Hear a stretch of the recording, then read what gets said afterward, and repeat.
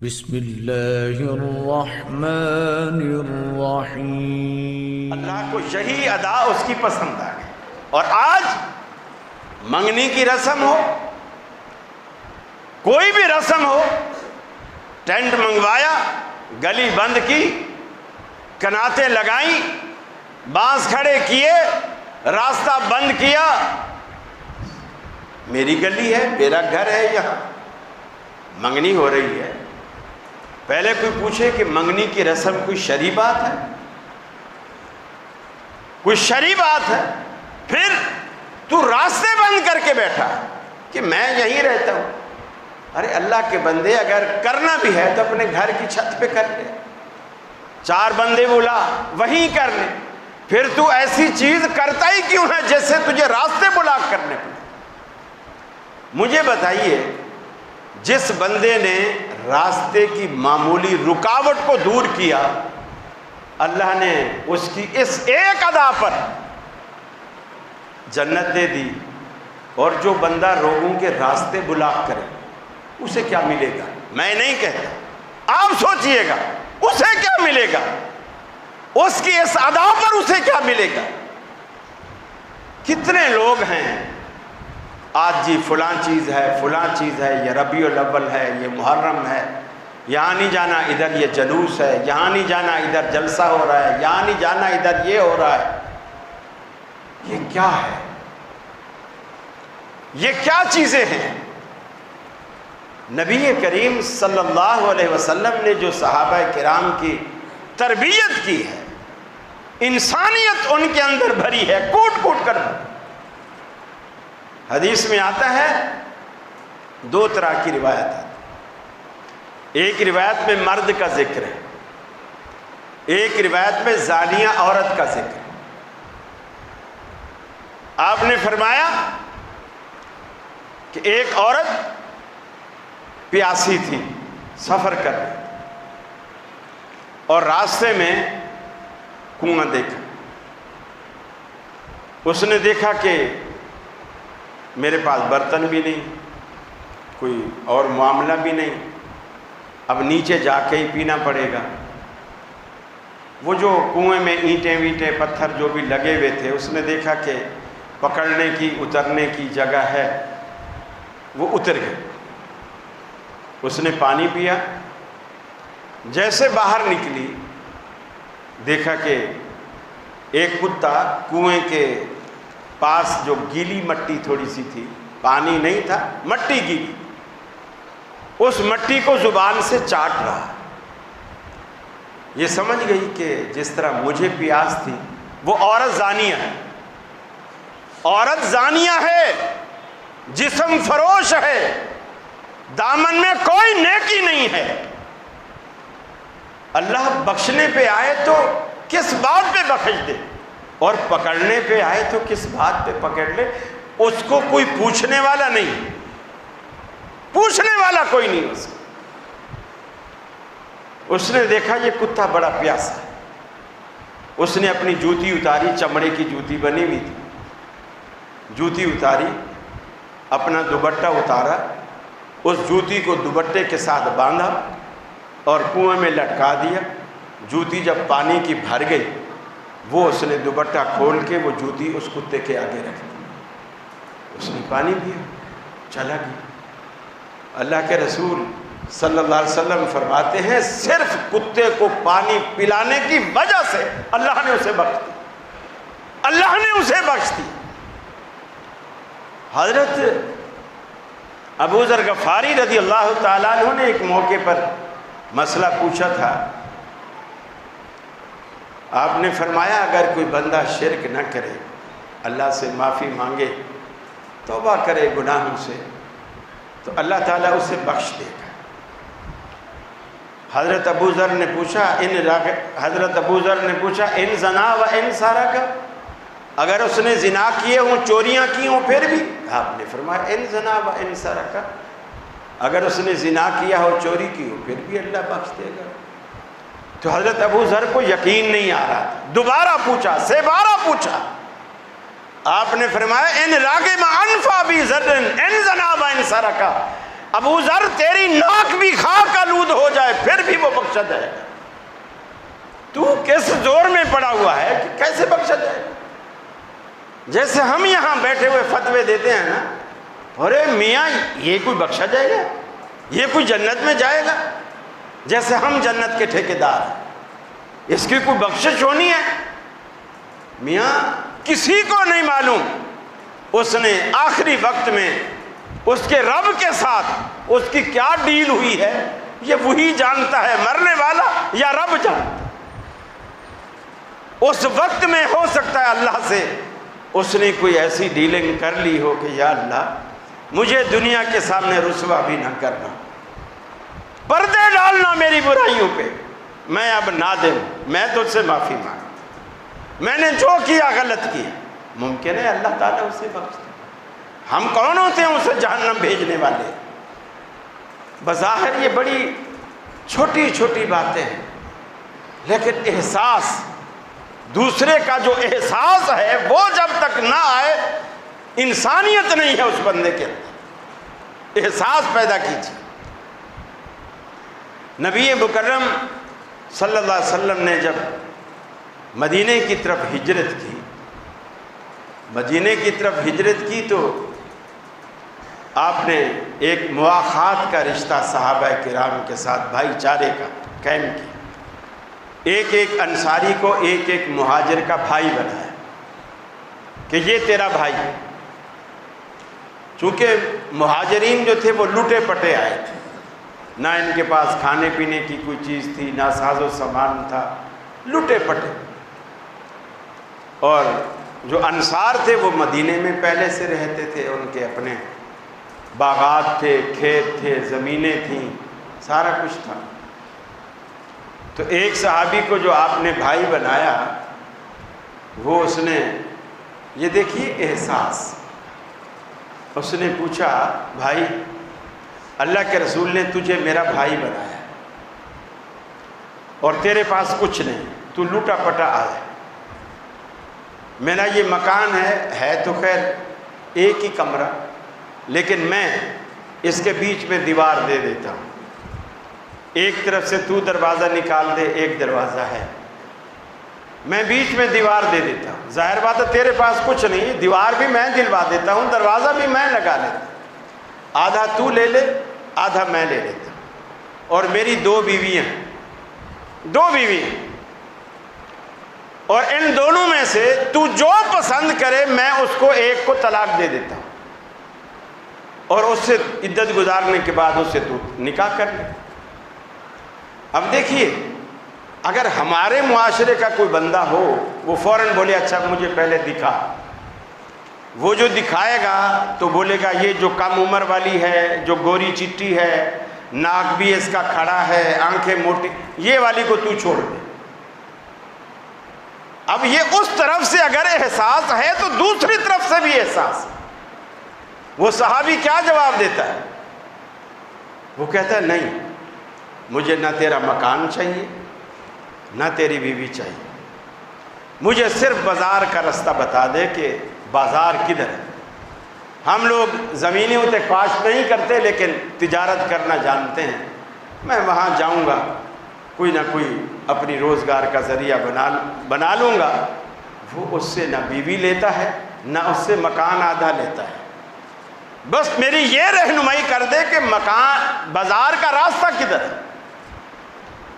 بھیک بھی نہیں مانگنی، غیرت اتنی ہے، حمیت اتنی ہے، اور دوسرے کا احساس اتنا ہے، اور احساس دونوں کو ہے۔ وہ 313 1000 پر جو غالب آتے تھے، کیوں آتے تھے؟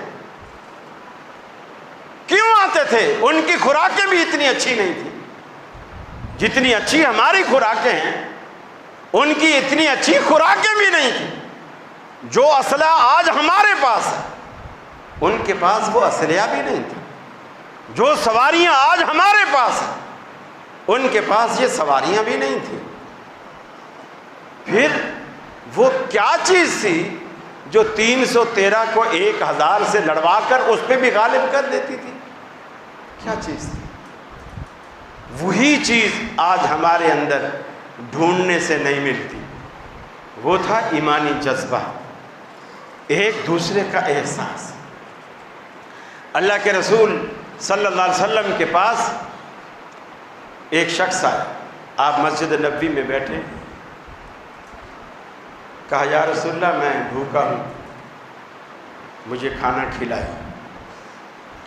آپ نے بلال کو اپنے ایک گھر کی طرف بھیجا، بلال آئے، اللہ کے رسول وہاں سے بھی کچھ نہیں ملا۔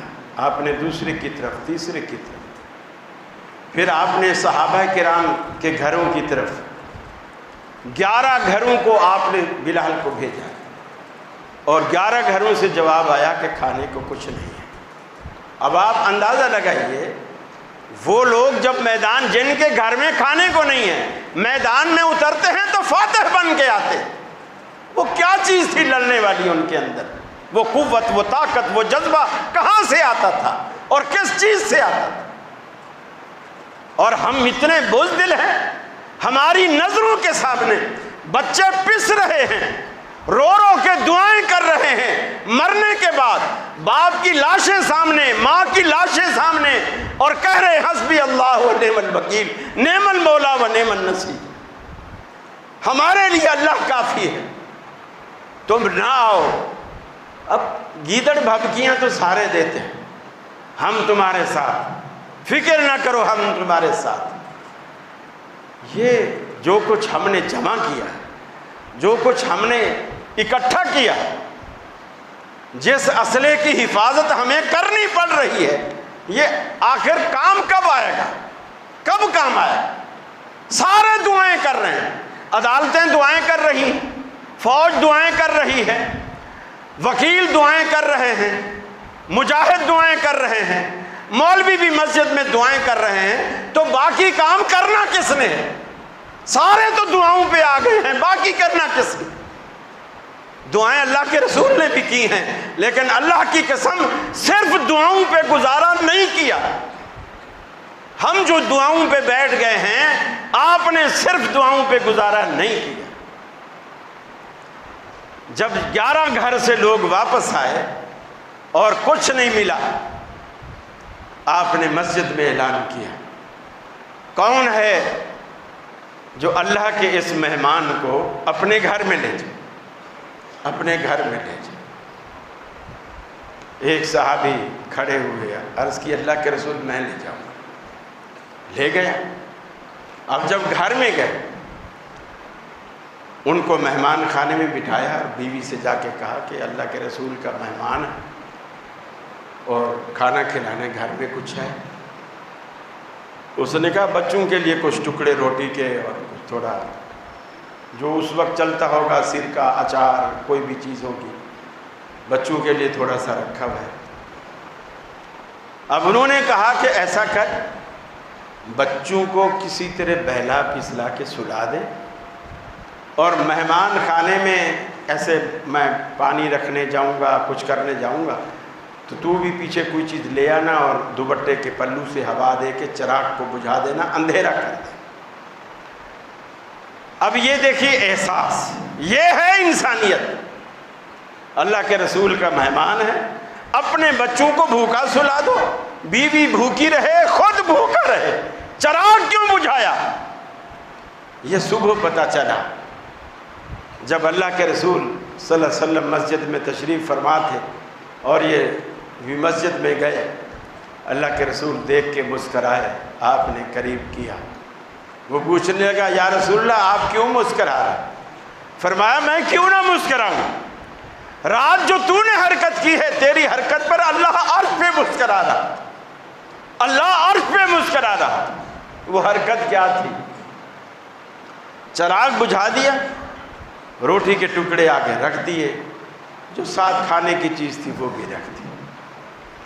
وہ جو روٹی رکھنے کی جو چھابی کہہ لیں، چنگیری کہہ لیں، اس میں اندھیرے میں مہمان بھی ہاتھ لگا رہا ہے اور یہ بھی اس میں ہاتھ لگاتا ہے، دونوں کے ہاتھ آپس میں ٹکراتے ہیں اور دونوں کو فیل ہو رہا ہے کہ کھانا کھایا جا رہا ہے، لیکن میزبان منہ خالی چبا رہا ہے۔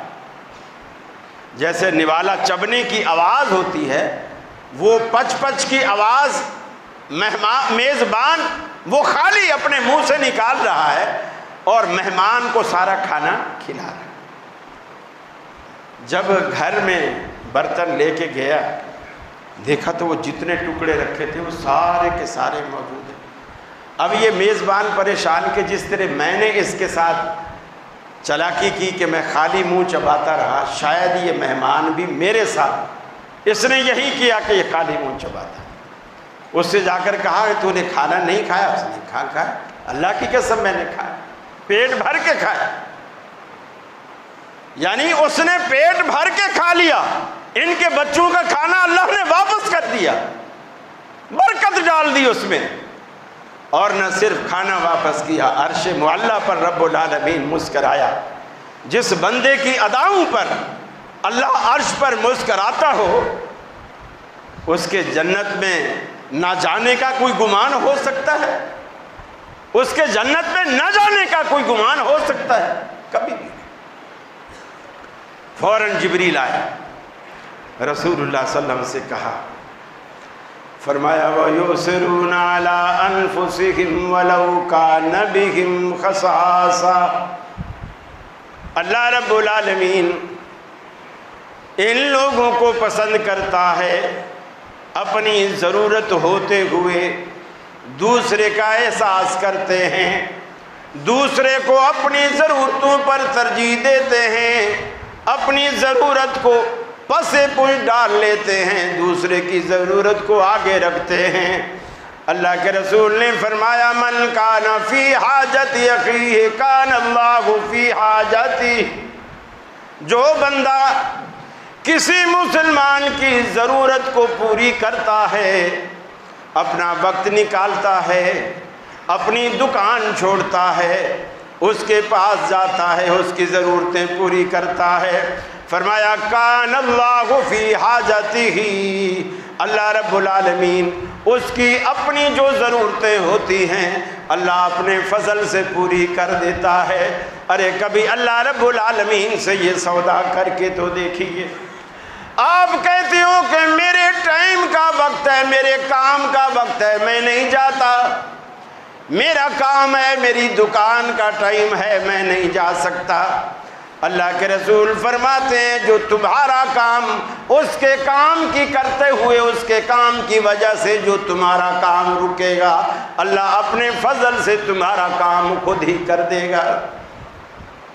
اللہ کے حبیب نے فرمایا جو بندہ کسی بندے کی حاجت اور ضرورت پوری کرنے کے لیے اپنا گھر چھوڑ کر، اپنا دفتر چھوڑ کر، وقت دے کر اس کے ساتھ جاتا ہے، اس کے ساتھ جاتا ہے، فرمایا اللہ اس کو اتنا اجر عطا کرتا ہے اگر میری مسجد نبوی میں 1 مہینے تک وہ اعتکاف بیٹھے، 1 مہینے کے اعتکاف میں بھی وہ اتنا اجر نہیں پا سکتا جتنا اس کے ساتھ جانے میں اس کو اجر ملتا ہے۔ یہ احساس پیدا کیجیے، یہ احساس پیدا کیجیے، اسی کا نام انسانیت ہے۔ ہم انسان تو ہیں لیکن اگر ہمارے اندر انسانیت بھی آ جائے، یقین مانیے پھر آپ سے اچھا دنیا میں کوئی نہیں۔ اے الہ العالمین ہمیں ویسا اچھا بنا دے جیسا اچھا تو چاہتا ہے۔ جن لوگوں کے لیے تو نے جنتیں بنائی ہیں ہمیں بھی انہی لوگوں میں شامل فرما، اور جن لوگوں کے لیے تو نے دوزخ بنائی ہے اللہ ہمیں وہاں سے بچا لے، ان لوگوں کی صفوں میں شامل نہ فرما۔ دنیا میں ہمیں ہدایت دے دے، اپنی راہ پہ، اپنے رسول کی راہ پہ، اپنے صحابہ کی راہ پہ چلنے والا بنا دے۔ وآخر دعوانا ان الحمد للہ رب العالمین۔